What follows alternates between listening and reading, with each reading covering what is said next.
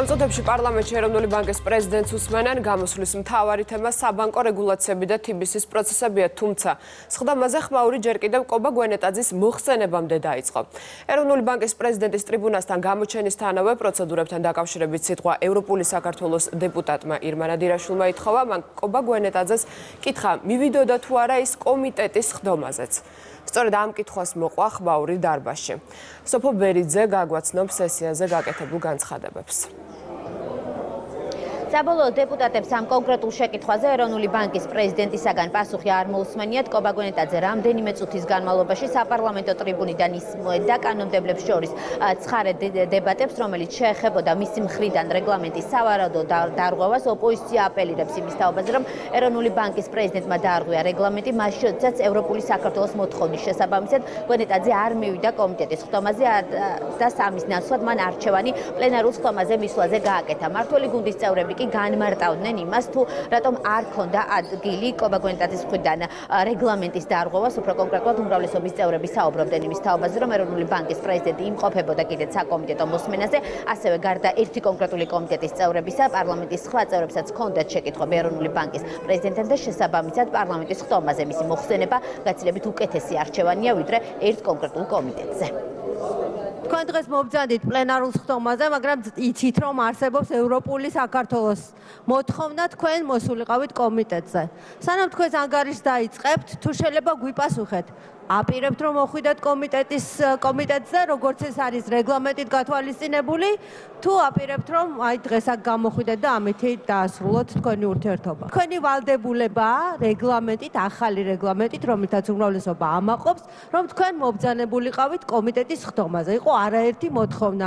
ამიტომ იქნებ მიპასუხოთ, რას აპირებთ. თქვენ კანონზე მაღლა აყენებთ თქვენ თავს ბატონ კობა? პირდაპირ უთხარით აი ამ ხალხს პარლამენტის თავმჯდომარეს, რომ უბრალოდ ფეხებზე კიდიათ ჩვენ მიერ მიღებული კანონის მოთხოვნები. როცა ეს შეგეხება თქვენ, გაბედეთ და გვითხარით. ეროვნული ბანკის პრეზიდენტის მოწვევის მიზანი პარლამენტში, კომიტეტზე თუ პლენარულზე არის ის, რომ მოვისმინოთ პასუხები კითხვებზე, რომელიც არსებობს. და აქ ვერ გავიგე ხა გუშინაც ეს იყო გამოთქმული პრეტენზიები და დღესაც და კომიტეტს გავიგე რომ აინტერესებს ამის მოსმენა.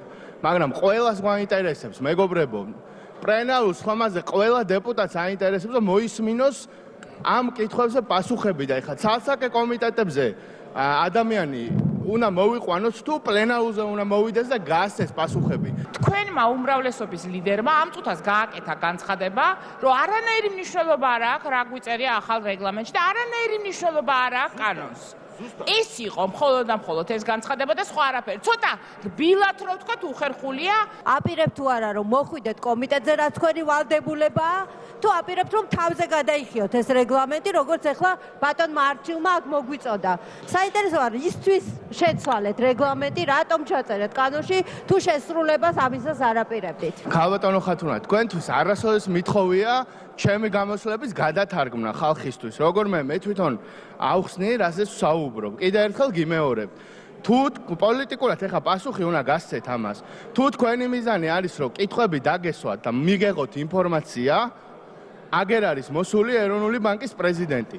თუ ეს არ არის თქვენი მიზანი, აღიარეთ რომ ეს არ არის თქვენი მიზანი. ვუცდილობთ რომ ხალხს თვალები აუხვიოთ, კომიტეტის ფორმატი და პლენარულის ფორმატი. მათ შორის განსხვავება მდგომარეობს იმაში, რომ საზოგადოების სხვა წევრებს, არა დეპუტატებს, შეუძლიათ რომ დასვან კონკრეტული კითხვები კომიტეტის ფორმატში, რაც ამ ფორმატში არ არის შესაძლებელი. ეროვნული ბანკის პრეზიდენტს აქვს უფლება მოთხოვოს პარლამენტს, ეს მისი კონსტიტუციური უფლებაა, აქვს უფლება რომ მოთხოვოს პარლამენტს, მოვიდეს პლენარულ სხდომაზე. ეს არის ის უფლება, რაც კონსტიტუციურად გააჩნია ეროვნული ბანკის პრეზიდენტს.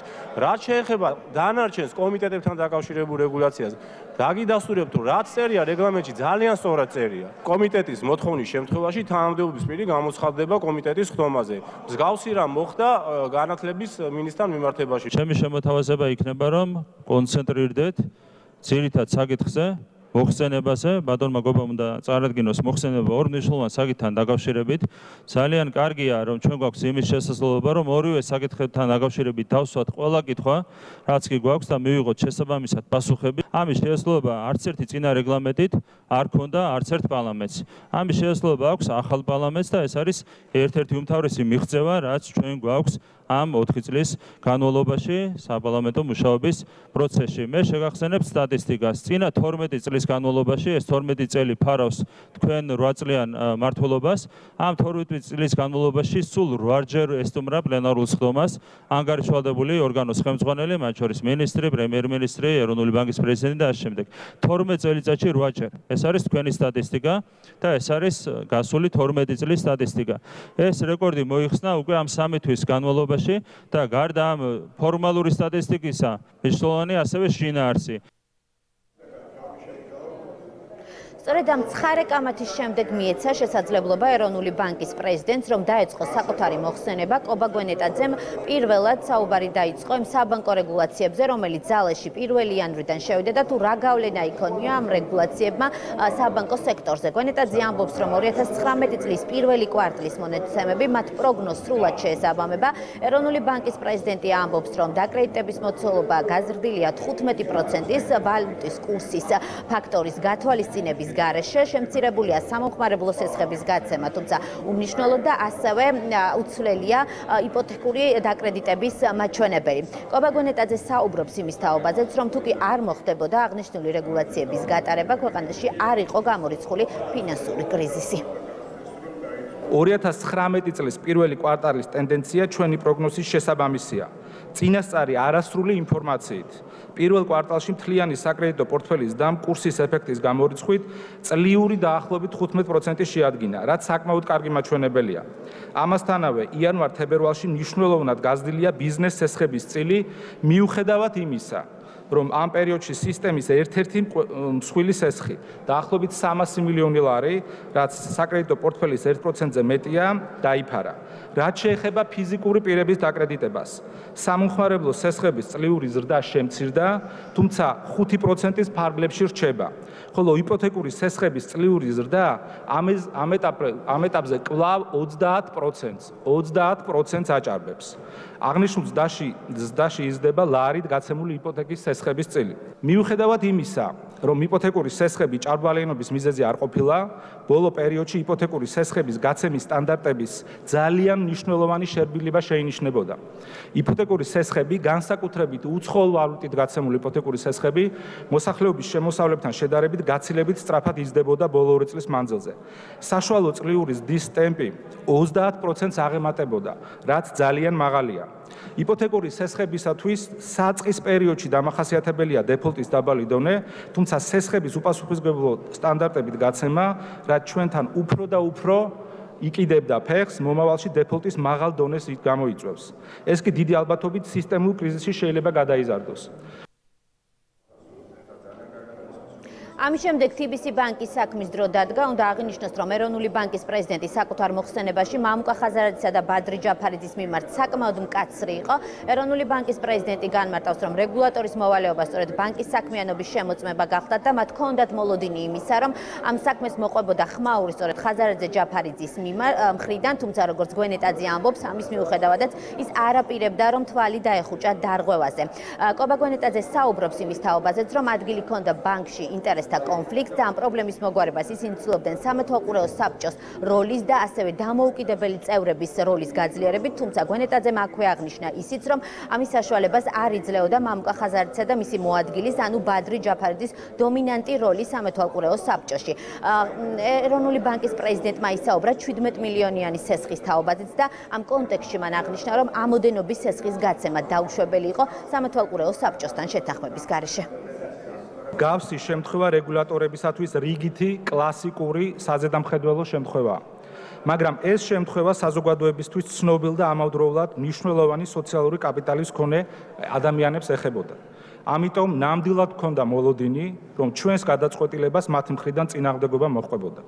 მაგრამ ეს გარემოება არ გვაძლევდა იმის უფლებას, რომ რეაგირება არ მოგვეხდინა სერიოზულ დარღვევებზე, ვინაიდან სწორედ დაფიქსირებულ ფაქტებზე თვალის დახუჭვა იქნებოდა ეროვნული ბანკის მანდატის შეუსრულებლობა, რაც შეარყევდა ნდობას როგორც ჩვენი, ისე მთლიანად საბანკო სექტორის მიმართ.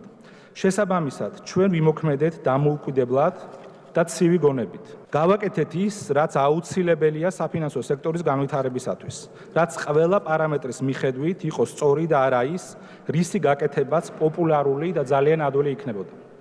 ზედამხედველის მთავარი ფუნქცია დეპოზიტარების ინტერესების დაცვა და ამ კუთხით საბანკო ზედამხედველობაში ერთ-ერთი ყველაზე დიდი გამოწვევა დაკავშირებულ პირებთან ტრანზაქციებია. ჩვენაირი ტიპის ქვეყნებში ყველაზე ხშირად სწორედ დაკავშირებულ პირებთან ტრანზაქციებია ბანკებში ფინანსური პრობლემების გამომწვევის მიზეზი. ხაზგასაზმელია, რომ ეროვნულ ბანკში ჩემი მოსვლის შემდეგ და მანამდეც TBC ბანკის ზედამხედველობის მიმართულებით ყველაზე მნიშვნელოვანი საკითხი სწორედ დაკავშირებული პირების დაკრედიტება და ინტერესთა კონფლიქტთან დაკავშირებული საკითხები იყო. სურს აღნიშნო, რომ ბანკის დამფუძნებელი ადმინისტრატორების ბიზნესებთან დაკავშირებული ინტერესთა კონფლიქტის შემთხვევების გამო ბოლო წლებში ეროვნულ ბანკს არაერთხელ მოუწია ზომების მიღება.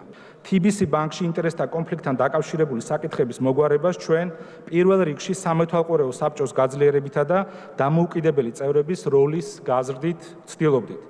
სწორედ სამეთვალყურეო საბჭოს მოვალეობაა ბანკის აქციონერების ინტერესების დაცვა, რასაც საბჭო ჯეროვნად ვერ ახერხებდა თავმჯდომარისა და მისი მოადგილის დომინანტური გავლენის გამო. ეს ყველაფერი 2018 წლის შემოწმებით არ დაწყებულა, როგორც ამის წარმოჩენა ბევრს სურს. ეს დაიწყო გაცილებით ადრე და 2019 წელს მიღებული გადაწყვეტილებებამდე მიგვიყვანა. ეროვნული ბანკის პრეზიდენტმა გამოსვლის ბოლოს უპასუხა ერთ-ერთ ყველაზე აქტუალურ შეკითხვას, თუ რატომ დაინტერესდა მარეგულირებელი, მაკონტროლებელი უწყება 2018 წელს 10 წლის წინანდელი სესხით, როგორც კობა გვენეტაძე ირწმუნება, ინფორმაცია ეროვნულმა ბანკმა 2018 წლის მაისში მიიღო ფინანსური მონიტორინგის სამსახურისგან და რომ ამ საქმის მოკვლევას არ გააჩნდა ხანდაზმულობის ვადა, რაც შეეხება სხდომას, რომელიც ამ დროისთვის მიმდინარეობს პარლამენტში, რეგლამენტის შესაბამისად ახლა შეკითხვების დროა და სწორედ კანონმდებლები ეროვნული ბანკის პრეზიდენტს კითხვებით მიმართავენ, ამის შემდგომ ეროვნული ბანკის პრეზიდენტი ისევ დაბრუნდება ტრიბუნასთან, რათა დეპუტატების მიერ დასმულ შეკითხვებს უპასუხოს. მადლობა, ეს სოფო ბერიძე იყო.